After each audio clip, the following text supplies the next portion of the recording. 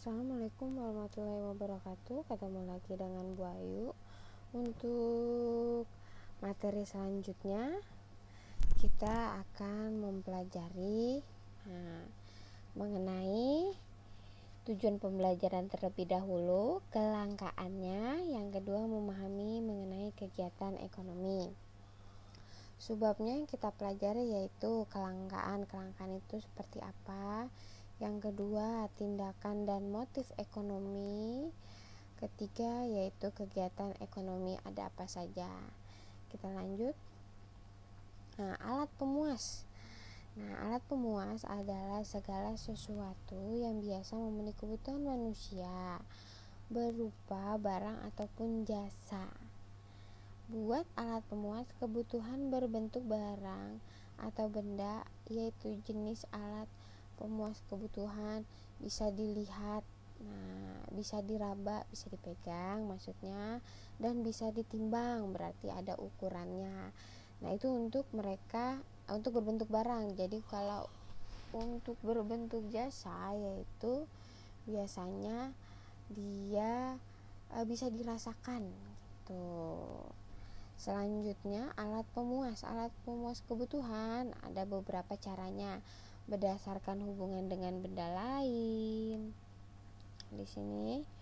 Terus ada berdasarkan tujuan.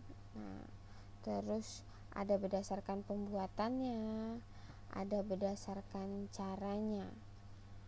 Oke, kita lanjut. Kelangkaan. Ini sering terjadi ketika kebutuhan manusia itu banyak sekali. Sedangkan alat pemuas tadi itu hanya sedikit. Kelangkaan kondisi di mana kita tidak mempunyai cukup sumber daya untuk memenuhi kepuasan kebutuhan kita sendiri. Jadi di mana biasanya kelangkaan ini sering terjadi. Kalau di sini digambar yaitu premium habis, yaitu akan BBM. Terus gas, itu yang sering terjadi, yang sulit di kehidupan kita.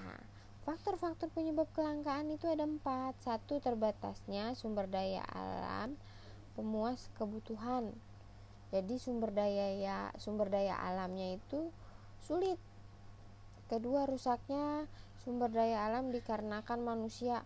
Rusaknya sumber daya alamnya karena manusia menggunakannya terlalu mengeksplor tanpa menjaga, tanpa memperhitungkan.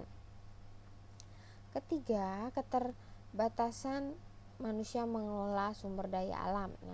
Di sini tidak semua manusia punya skill, punya keahlian dalam mengelola sumber daya alam yang ada. Terakhir, jumlah kebutuhan manusia yang meningkat.